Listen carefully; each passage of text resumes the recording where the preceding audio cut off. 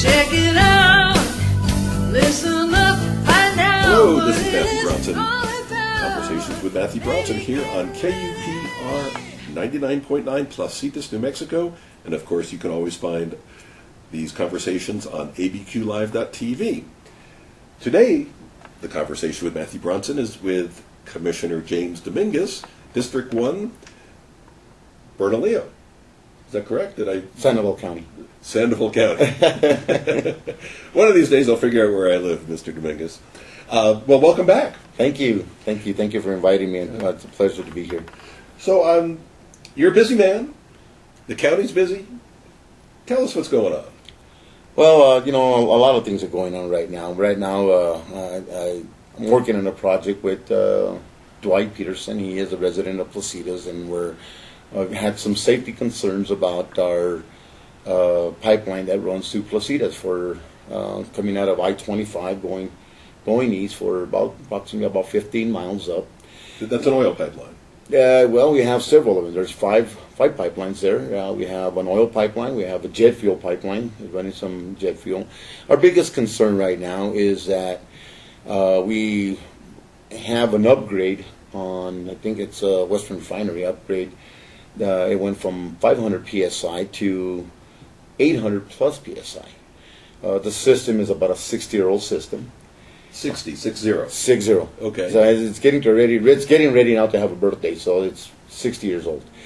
So our big concern is trying to get the refineries, Western Refinery, to give us some data on how they are protecting that line from any destruction going on, anything that can happen in the Placitas area. Well, not being a pipeline engineer, just on the surface, it strikes me as a little odd. Here you have a almost 60-year-old metal pipe that you've almost doubled the pressure inside of it. Mm-hmm. That looks like that's a formula for disaster or potential disaster. And it is. And what we're trying to do is do some well monitoring. So there's going to be 48 wells about every quarter mile in place to be able to monitor the pipeline and see how we can get the PRC to help us on the support of trying to get this accomplished. And for folks who are not government knowledgeable, PRC is? It's the Public Commission Okay. of state regulations. Okay. Okay. So we are planning to meet with Valerie Espinosa. She is the PRC commission for this district. We met with the county manager, Phil Rios, and kind of guide us in the right direction of what we think we need to do to make this happen. I think it's a great idea. I think it's a good safety monitor for people in Placitas to go to bed knowing that things are being done right and the safe for the families and safe for the public. So I think at this point where we're at is again, we're in baby steps right now, and our next step is to talk to Valerie from the commission of the PRC and find out how do we get the pipelines to be able to support this on a safety aspects of trying to monitor the pipeline if there's any leakage. Right. And I believe that you also met with the folks from ESCA, the Eastern Sandoval Citizens Association. We did. We met with them last night at 6:30, and we brought them. We did a presentation of our plan of what we're trying to do with the monitoring system for the pipeline. We got good results. Everybody's pretty happy on what we're trying to accomplish. It's not a guaranteed yet. Like everything else, it's in beginning stages. There's a process you have to go through. No, absolutely. We did. Dwight has actually met with Senator Sept and also with State Representative James Smith, and the funding on this is they would support it. Approximately, I think it's somewhere around $135,000 to be able to manage this as the pipeline system. And that's to manage the monitoring, the well monitor. Yes, the installation actually. Right. In this day and age, that seems like a pretty reasonable amount of money. It is. It's. I think it's a benefit for not only the pipeline; it's a benefit for the citizens of Placitas to be able to have this. We did talk a little bit about trying to do a mill levy to support the monitoring, and there was a little discussion on that last night if it's going to raise taxes and stuff like that. And of course, That's never popular. No, and of course it has to go to vote. It had to be in a ballot. The cost on it is, I think we figured it out, something like $22 a year.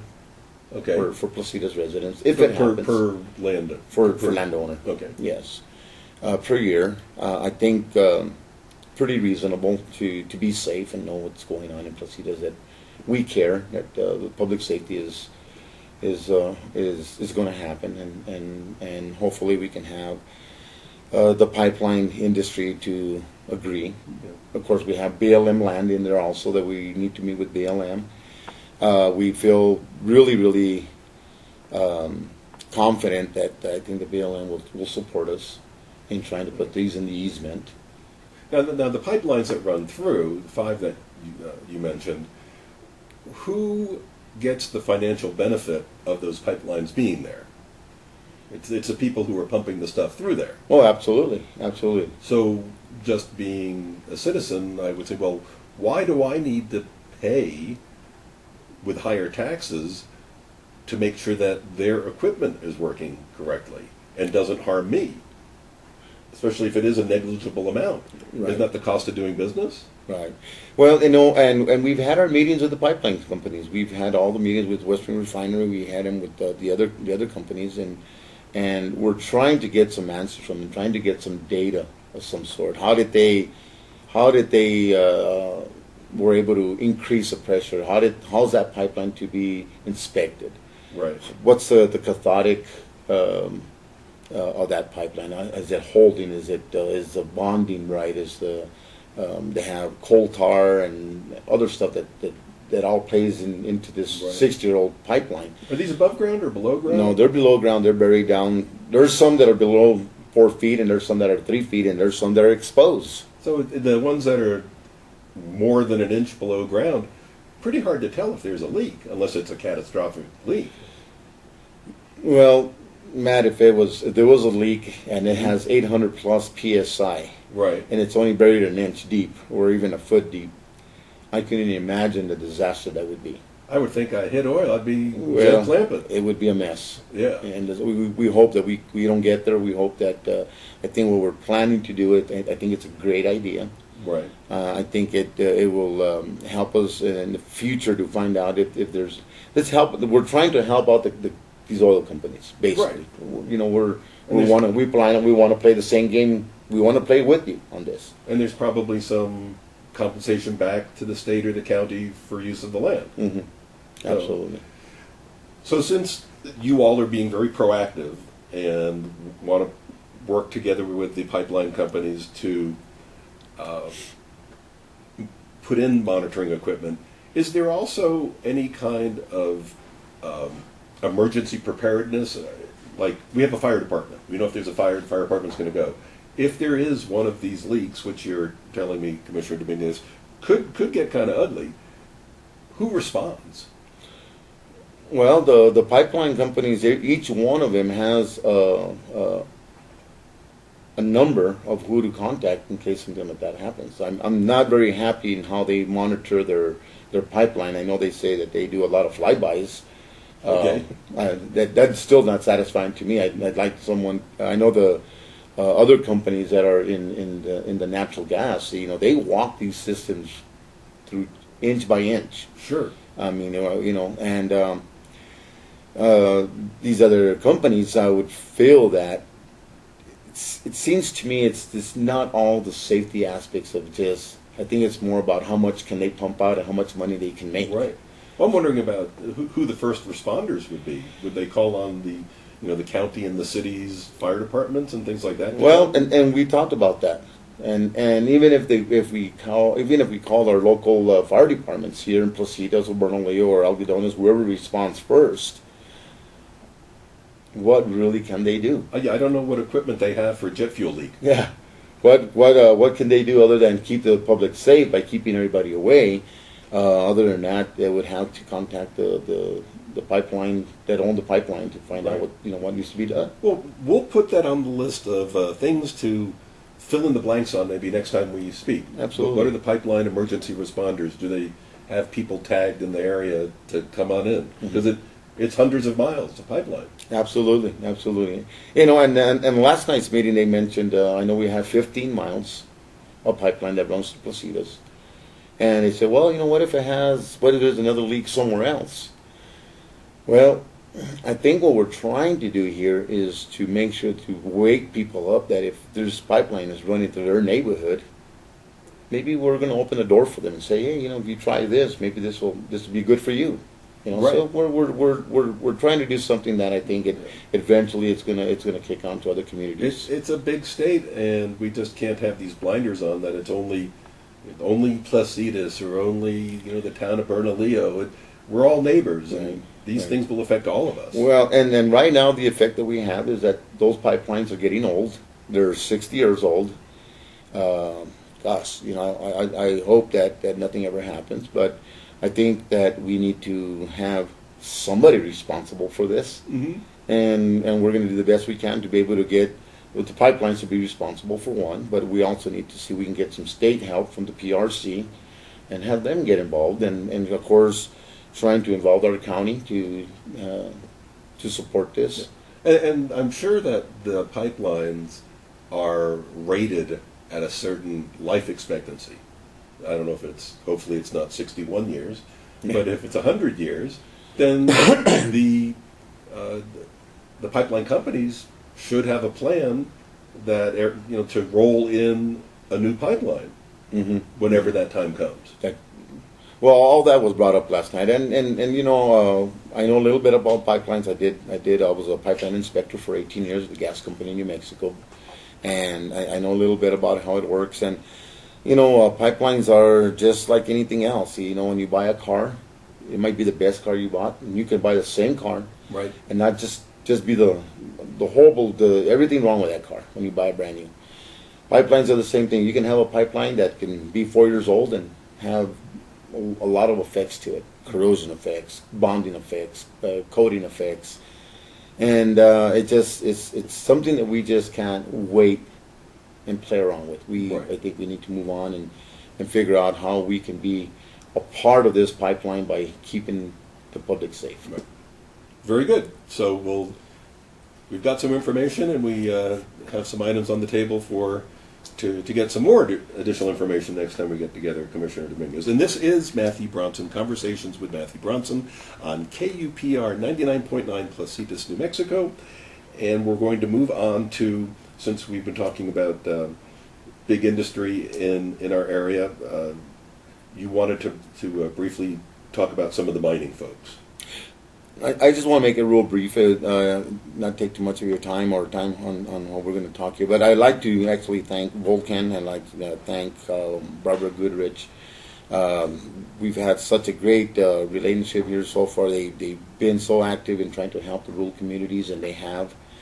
And I just want to say thank you to Volcan and Barbara Goodrich, who been really, really acceptable to be able to contact me and let me know what they can do for all the rural communities here, from Pena Blanca to Algodones to Bernalillo to the schools. Thank you for everything you've done. Well, it's great that you're nurturing that relationship, and hopefully we're all going to end up in a better place. Big topic, Commissioner Dominguez. Education. Education is still we're still working with the board, with the administration board of Bernalillo High School. We're trying to get a feel of what are the things that we need to do to get our kids back in school, focused.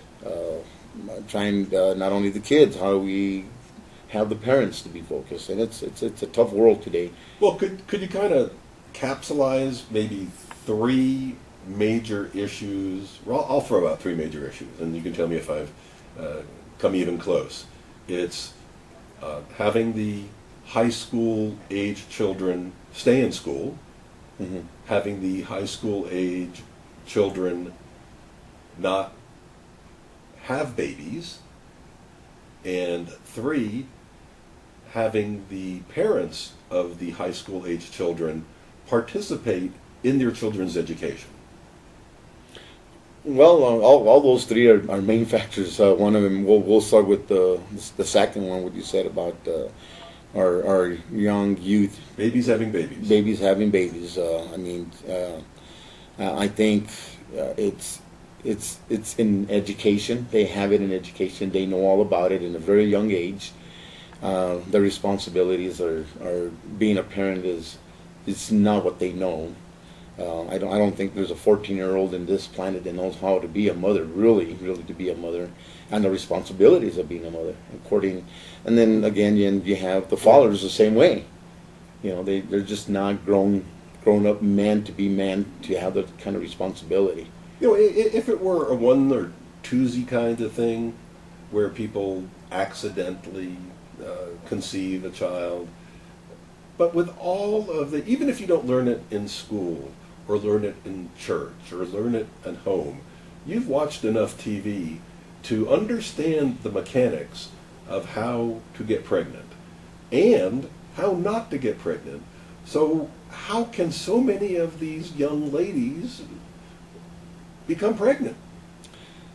Well, you multiple times, and you said it. It's TV, it's Hollywood, it's iPhones, easy access. They get easy access to everything there is on TV, everything that's in the movies, everything that's coming out of Hollywood, everything that's provided to them in the internet. It's provided to them in their own iPhones. They get a lot of ideas, and I think that. Well, don't they get the idea of, if they are going to be sexually active, get the idea of how not to become pregnant? And that's not real complicated. It's a fine line. It's a fine line. I know that, and I've heard this. I don't know for a fact, but I've heard that they have it in high school where they pretty much cover the man by saying, here's, you go to the nurses and they put him on either on some kind of they put him on like a chemical birth control, a pill, chemical birth control and stuff like that. And I'm thinking, well, it's almost like they're producing to say, yeah, it's okay, but you got to take this pill so you don't get pregnant. So they're kind of giving them the okay. So even at 14 years old or even at 15 years old and having birth control and stuff like that, it doesn't give you the right to say, well, I can do this. It's just not.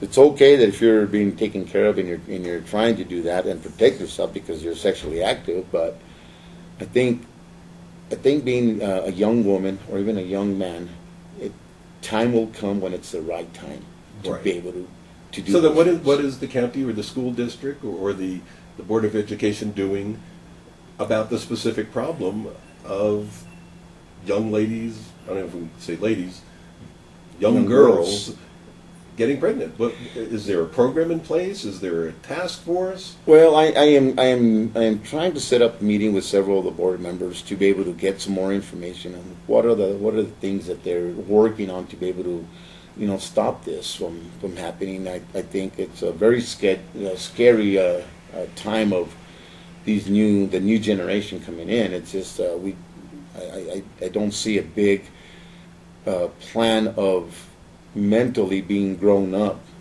to be able to live in the future of what it takes to be a parent and the responsibilities, the work ethics. Right. But is there a committee? Is there an initiative? Is there a line item on an agenda every time they meet saying, this is what we're doing? 8 people got together to address teenage pregnancy in our high schools, and this is what we're going to do. Well, Matthew, you know what? I don't have those answers for you, but I am hoping that in the next time that we meet, that I'll be able to sit down with the board, school board administration, and get a little bit more answers about what are they planning to do and what are they doing to help stop this, or I'm sure there's got to be a solution of some sort. What about the children who just stop going to school? Is that the dropout rate is just tremendously. It's just I don't see that the school has so much that authority anymore, and even the parents are so afraid to do anything with their children to say, you got to go to school, and these are the reasons why. And then they go to school, but yet they maybe participate on some of the little things that they want to participate in school. It's not like the old days when you went to math and you went to history and you went to science and you did PE and you did all that. Today, it's, I guess if I show up, I show up, and if I don't, then I don't. And the only negative consequence is that you'll get thrown out. They get thrown out, and it puts the parents in a really tough spot. Because So is there another initiative, and maybe this is something you can follow up on, we can talk about next time, but an initiative with the school board and the county to reach out directly to the parents, and maybe through the churches? Because it's, I mean, I remember interviewing Mr. Aguilar about San Lorenzo Day, Mm-hmm. and how involved the whole community is in Bernalillo Mm-hmm. with San Lorenzo. So these are definitely church-going people. Mm-hmm. Mm-hmm. So maybe the church can get involved and say, parents, you bring them to Mass, we'll make them go to school. You know, we would hope that maybe and we're going to meet with the parish and the priest in Bernalillo, Right. and try to figure out some of the things that we need to do. We talked about it I talked to other people about trying maybe doing some kind of retreat of getting their families and having this big, not so much a religion, not to say we're going to stay there and pray all day long to Right. do things like that, but what is it that we need to do to be able to get families involved in the community and we're there to support them. We're there to say, I saw a program here a while back where it was called, it's called Being in Jail or Being in Prison or something like that, and they actually get these kids for a day. Scared straight. Scared straight. Scared me. Well, yeah, I'll tell you what, that would scare anybody, but there's a few things that happen to our kids if we're not careful. They either get in drugs, they end up in jail, or they end up in prison, or they end up dead. Hey, do you think we could have a scared straight in the town of Bernalillo? You know what? I think it'd be a great idea. I think it'd be a good idea to just one day just get them all in and say, this is the way I'd like to be there and film that. Well, Or maybe get the larger television if station. we can get to that point, Matthew, I guarantee I'll be giving you a call. We'll invite you. Yeah, and your point, Commissioner Dominguez, and again, this is Matthew Bronson on KUPR 99.9 Placitas, New Mexico, and we're having conversations with Commissioner James Dominguez, who District 1 Placitas is part of that. But you said it might be a retreat at the parish or whatever. Historically, the church was the center of the community. It wasn't only for praying and for religious purposes. It was the center of where people learned everything. Even the school, I'm sure, was in the parish. So I wouldn't think it'd be horribly inappropriate to go back to one of the major forces in the community where people go all the time and help them deliver the message. Parents, have your children stay in school. Children, stay in school. No, I totally agree, and I hate to say that we need to maybe take a step back, because it did work at one time when we were growing up. We had respect. We went to Mass. We knew what was good, what was bad. We knew the consequences when we lied or we did something wrong. We knew that. We were afraid. Yeah. And we were afraid. And today, as you should have been. And well, we knew what was going to happen. But today, our kids do not have that fear. They're not afraid of anything. And I don't know if it's TV, if it's what they see on their iPods or what they're. And I mean, I've heard some of their music, and it's just totally amazes me the language that's there. And we have our 12-year-old singing this song, and it's very misogynistic. It's God, yes, paints a very unfavorable image towards women, and you get in a fight, so you shoot the guy, and they glamorize it, and life is not like TV. It almost brings them to a reality that that's what it is outside. I mean, look at what's going on with our own communities here. I mean, they're having gunfights today. They're shooting. It used to be where the cops handled everything. Now you got these gangs shooting back at cops and killing these cops, and all this. It's getting worse. Yes, it's getting worse. And I think that may be a bigger topic than Oh, we're yeah. prepared to handle Oh, today. absolutely. But speaking of crime and cops, and there have been some crime issues here in Placitas. There's been some burglaries here in Placitas. We don't know much of the facts yet. I wish I did. I would like to share them with you, but I will have to wait till our Saturday meeting at 2 o'clock, and I'd like to invite people in Placitas to be at the Senior Center from 2 to 4. We will be talking about the burglaries that are going on in Placitas and some of the ways, some of the things that I think we need to handle it. We need to get with our sheriff and our staff and get some more. Again, I hope Placitas can represent and be there. I think it's an important thing that they need to be there from 2 to 4. So it's this Saturday, which would be The 19th. 19th, 2 p.m. at the Placitas Community Center. And these are burglaries. There no shootings, no violence, no bodily harm that we know of at this point. I don't know all the specifics to what's really going on. I know that there's been some burglaries and a lot of burglaries here lately. In the last 2 months, they've had several. Just this month, I think they already had 3 or 4. In the next topic, we'll find out what we need to, So what the we're going to be meeting, doing, and how the meeting went, and what are the things that we're going to plan to do. So. If you live in Placitas, then of course you're listening to KUPR 99.9. So go to the community center this Saturday at 2 p.m. and the sheriff will be there, and he will give you an update and probably some wonderful input on how to protect your property. You know, sometimes we might get a little lax because it's such a nice, quiet community. Maybe people don't lock their doors as much. Maybe they don't lock their car and they keep it outside. I mean, I don't know the specifics of the burglaries, but maybe we just need to be a little more vigilant. Right. Well, yeah, and I think one of them is that I don't know exactly what streets got burglarized or anything like that, but hopefully maybe we could implement some kind of a neighborhood watch or some cameras or anything that can help. Beef up the patrols a little bit. Absolutely. So, again, next time we meet, I'll have some We'll report on that meeting. report on that meeting, how it went. Well, if we're talking about the community and the infrastructure, you wanted to speak a little bit about roads and bridges. I do. I continue to work on roads throughout the county. We have such a big. I thought I saw you out there. You were working on that road over there. Yeah. You meant more from a management perspective. Oh yeah, but we're working on roads here in Placitas still, and also in Pena Blanca, Algodones. Still working on roads. Hopefully we can get there. Our budget is tight. It's not as easy as to get all that money and just pour it on all these roads. Well, Commissioner, when you say you're getting there, give me a couple specifics. Well, of what's happened. I think we're finally getting to a point where the roads that we are fixing, we're maintaining them a lot better, so they're lasting longer.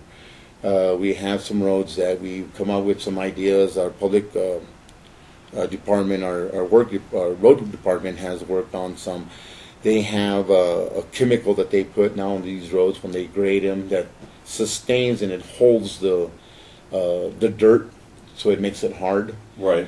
So we're not out there grading those roads every week or every 3 times a month. They're lasting 3 or 4 months before we have to do any more maintenance to them, especially the dirt roads. Asphalt roads, that's ongoing. We just have such a big county that it's hard to take care of every road that's bad. And of course, every resident thinks that their road is the worst. So. Right. And I then don't we know if have mine's the worst, but I know it's the most important. And then we have some other ones that are really, really bad, and those are the ones we have to concentrate first, especially the school bus routes and stuff like that. Those are the most important. Main thoroughfares, and those are probably the ones that wear out the fastest because it's got the most traffic. Absolutely. Now, if I'm a citizen and I'm driving and I do see a problem in a road, a big pothole or something that isn't right, who do I contact? Well, you contact the county. You can call them at it's 505-867-7500 and let them know you want to talk to the Public Works Department.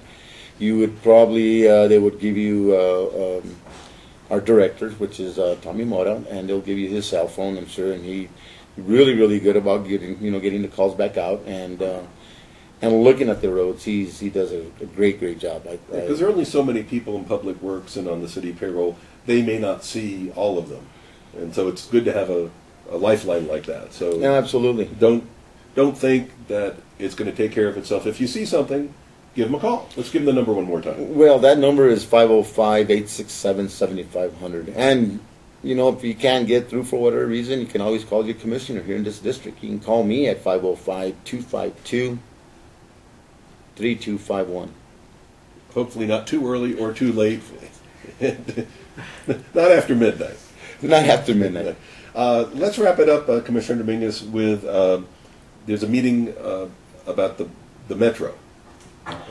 Transportation, we do have some concerns. We have some citizen concerns about our metro bus services that we get here in Bernalillo. Some of them are 1-2 passengers on a 50-passenger bus. And we are going to be meeting here soon. Those are some of the concerns where, we're paying a lot of money. Who's paying for that? Our taxpayers paying for that funding for. When you say we, you mean the county commission? The county commission, and then of course we need to talk to them about the routes and how they're affecting some of the communities and some of their small roads where these buses are going through, and people are looking at them and they see one person in it, 2 people in it, and possibly we need to meet with them and say, okay, this bus route probably needs a van, not a bus. Right. That would save a lot right there. It would. And this call you'll give them a ride. That's right. That's right. And then to clarify, just to say that it's not funded by the county. I know a lot of people think that their taxes go into this. It doesn't. This is actually taken care of by the state, and there is the mid-region of county governments supports it. So, but we still have a service, and I think it is a good service. I think it's well for the community, as well for the rural communities to be able to use it and utilize it. So, well, if we want the community to grow economically, we have to have an affordable, easy-to-use system for people to go to work and to come home, and maybe go out and buy some groceries, do the laundry. Mm-hmm. It's not just for fun. It's a tool that's necessary. It's one of the legs on the multi-legged stool that builds a strong business community, which creates taxes. Right. It keeps it all. It's just a progression. Absolutely correct. Well, as Bill O'Reilly says, I'm going to give you the last word, Commissioner. How would you like to wrap this up?